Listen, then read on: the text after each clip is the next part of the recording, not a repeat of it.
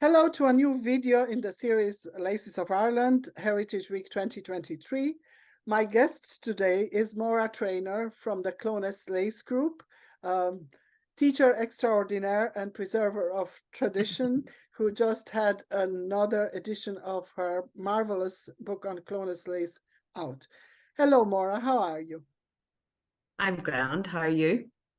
Tell us a little bit about how did you come to lace? How did you start making lace? What was the first time you tried? I was first introduced to Clonus lace in the late 1980s when I came to Clonus, and I was introduced to Maire MacDonald, who was full of Clonus lace. She was full of the whole story of Clonus lace, and I always thought of lace being made by ladies in drawing rooms, and I had this false image, and then she told me about how it had saved the people during the famine, and how they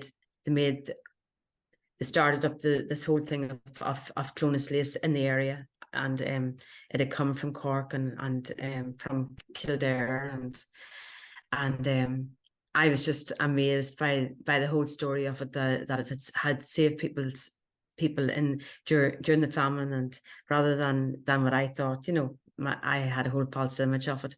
So then she was very progressive, and we started off as summer school, and we had a workers cooperative of all the lace makers, and we also set up a scheme or a project where we train people how to make Clonus lace, and there was no Clonus lace in the area. We had to just do what we could do, and at the time I wasn't making it, but then I started making it, and the first woman that taught me, she was called Nan Caulfield, and she showed me how to do the Clonus lace. Well, she showed us all at the class, but she didn't know how to do. She showed me how to do the Clonus knot, but she didn't know how to join it, how to make it into a piece, and nobody knew how to do that. So I had to work out how that was done, and Memo gave me a couple of old pieces, and I worked out how it was all done, and then it was easy enough to find out about the motifs, because there was old books for the motifs, but it was the joining that was hard, and people still find that hard, and hopefully I've made it easier. Yeah, I tried, and I can confess it's not easy to join the motifs. Can you talk a little bit about the technique and the materials that you need for making Clonus lace? Well, all you need is the thread, which is, it has to be, it's important for it to be a Z twist, and it's important for it to be 6 cord, because if it's not 6 cord, if it's 3 cord, which means that there's 3 wee strands, and they're going round one way. If they're going round the easy way, the S way, it's they'll break very easily, and the hook will go through them, and it's easy. It's hard to do if it's S twist, but if it's a Z twist, that's the opposite way, and there's 6 wee strands, and it makes it tougher and stronger. And the old linen thread was the best thread, because it was made locally, but then I don't really like using it, because there's no go in it. There's more go. There's more give in the cotton thread, and so we're buying the cotton thread from wherever we can find it, and there are different sizes of thread and different sizes of the crochet hook. yeah. But you usually work with fine threads. Yeah, I usually work with fine threads for my own work, but then if I'm teaching it, we teach in whatever people can manage, but it's usually 20 mercerized. I had a fantastic opportunity to visit Clonus and the canal stores and the museum that's there in the basement, which is stunning. There are not many places in Ireland where you can see lace exhibited the way it is in Clones. And that's the place where you were also teaching classes. So can you tell us a little bit about, do you teach all year round, or there are focus sessions, or tell us a bit about your teaching. Well, I used to do a lot of traveling around Ireland, to Dublin and to Galway and wherever I'd be invited. And then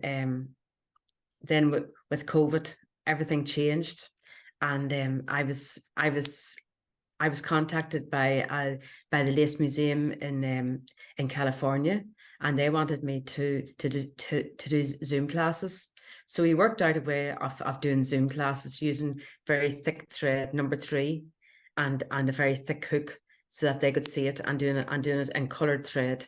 But like, because I do lace and I consider it lace, I find that hard to do. But I would show them what it should look like first, but then I would show it to them in the big thread. I would show them how to do it in the big thread so that they could see. But we've been doing those classes for about 3 years, and there's another girl from France. Well, she lives in Lyon, and called Laura, and she has been doing classes on the Hardwicke books as well. So the Hardwicke patterns. So it's interesting. I must say this was a lifesaver for me, that I discovered the Clones lace classes during the pandemic when nothing was happening face to face. Yeah. And I was able to take Clones lace classes with Maura, sitting in Monaghan, through the Lace Museum in California, and most of the other students were sitting in America. So it was a strange setup, but it worked perfectly. And yeah, so then I had the chance to visit. Something that I haven't experienced yet, and I'm looking forward to trying it out, is your summer school. Can you tell us a little bit about how it's organized and how long it is and who's coming to it? Right. Well, we've had the summer school since 1990. So it's now between all the during COVID, we had online classes, and we didn't really consider them classes, but it kept us going. But this is the 32nd year of us now, and I taught at the classes at the beginning for the first 22 years, and then we started introducing Irish crochet. That, well, it was, first of all, it was modern Irish crochet, and that was there was a woman from Russia came first, called Olga Krivenko, and then we had a girl from Ukraine called Tanya Antonina Kostanov, and they both taught it would be a thicker crochet, but we had that for the people who were coming every year and were getting fed up just doing the same thing. It was a way to keep them interested. And then I would teach the beginners, and we'd have the other girls on the other volunteers would be teaching the beginners, because they would need more help than the people who were used to doing it. So then over the years we had different types of crochet. We had Pico Bigodin from Brittany, and we had I'm trying to think of all the others. Then we had Antonina again. They came a second time for the 25th year, and then we had lace from it was Budapest. Sorry, it was Hungary. It was Hungary. Sorry. And then we had Merletto di Orvieto from Italy, and it was the one that I really wanted to do and wanted to get, and it was just the like the pinnacle of it, to have the Orvieto, because I loved the Orvieto, and it was all Irish crochet, you see, and I thought this this all amazed me that, you know, that they all learnt their own style of Irish crochet, but then they made it their own. Like in Italy, they made it very fine because all the needle laces are very fine, and they were in competition with them, I suppose. And then we had then last year we had carried and cross lace because we couldn't get anybody to come from abroad. There was a bit of COVID last year, and it was very successful. And then this year we had the Orvieto, and I always get two people to come so that one person can help the other with their English, and with, you know, that they can talk together, and, you know, it's easier for them. And the audience, so the people who attend this summer school, are from all over the world. Yeah, they come from everywhere. Yeah, people come every year. So yeah, there are people coming every year and booking their accommodation 1 year in advance. And yeah, it's fantastic how many people are interested in Clonus lace. Show us a few examples, and then I'll add the pictures. And yeah, you can add the pictures.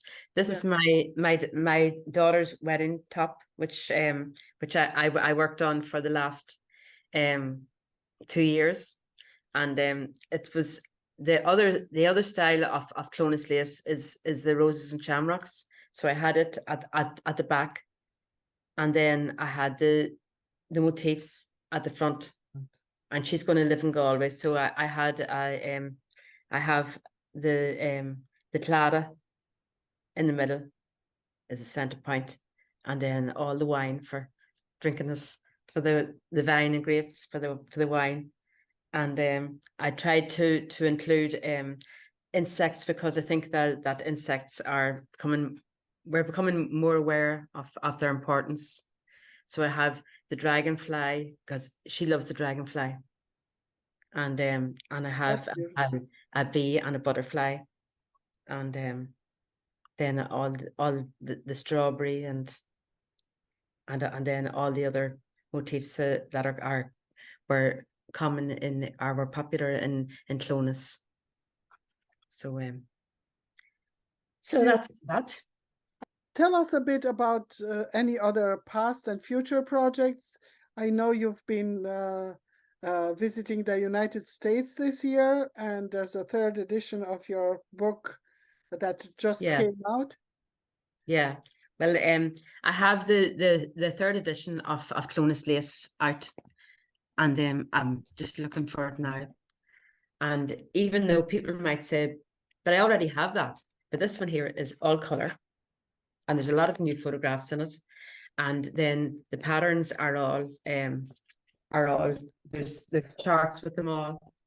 So that was a lot of work, getting the charts done, and that was the most expensive part of it. And but for people who haven't got it, this will give you an idea of it. Yeah. It's the thistle, and it has a pattern, and where I got the thistle from, and then the chart of the thistle. Excellent. So then I'm working on another book on Irish crochet throughout the world, but it's going to be in 2 volumes, because just because of the things, the way things are at the minute in the world. So then I'm going to do that. Hopefully that will be out by next year, and then, because I've done a lot of work on it already, and then I'll do the 3rd volume of the next volume of Irish crochet throughout the world. And you're already planning the summer school for next year. Yeah.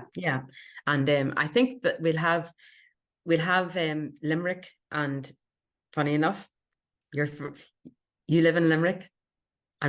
You aren't from Limerick, but you live in Limerick, and I think we'll have Limerick, and that'll be our lace. I don't know if that would interest you, because you were talking about coming, but we'll probably have carbon cross as well.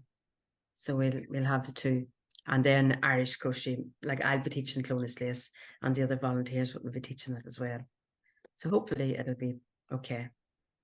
It's going to be great. I know, and I'm so envious and all the people who made it there. Um, where would people find you online if they're looking for information or to buy your book?